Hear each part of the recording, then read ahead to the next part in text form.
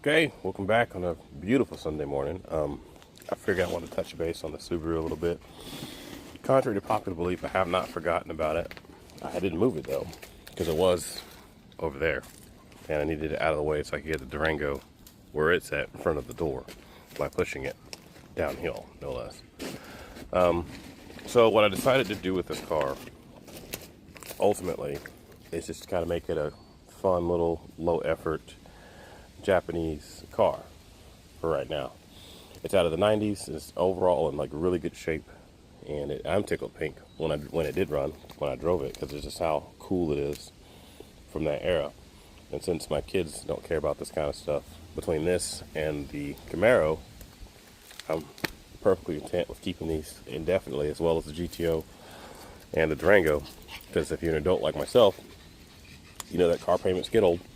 And if you have a little bit of skill, you can do something really cool and have something that's just unique. So, that being said, I talked to Reese over at Reetwire.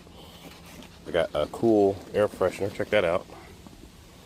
And I got some stickers, which I'm not sure we're going to put with those yet, but the man of the hour is this jump harness.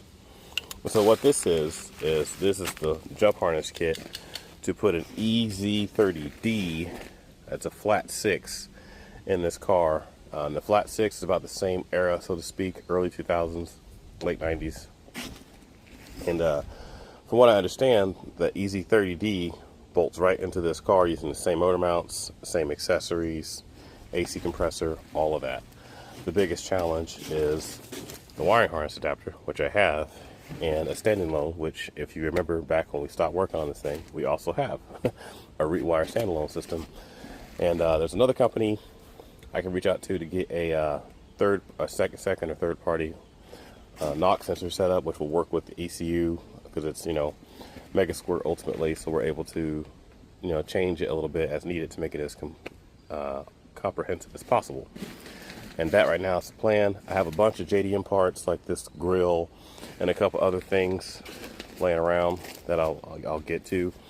A little hidden secret, a lot of cars like this from the 90s, they had some pretty cool Japanese versions, and subsequently Japanese parts that are still floating around that are worth nothing because they weren't any of the super duper cool cars, but they're still cool in their own way, depending on how you look at it. So I'm gonna get back on my other projects. Just wanted to stop and touch base on this one for a little bit. I hadn't forgot about it. It's not neglected. We're not going to throw it away or anything.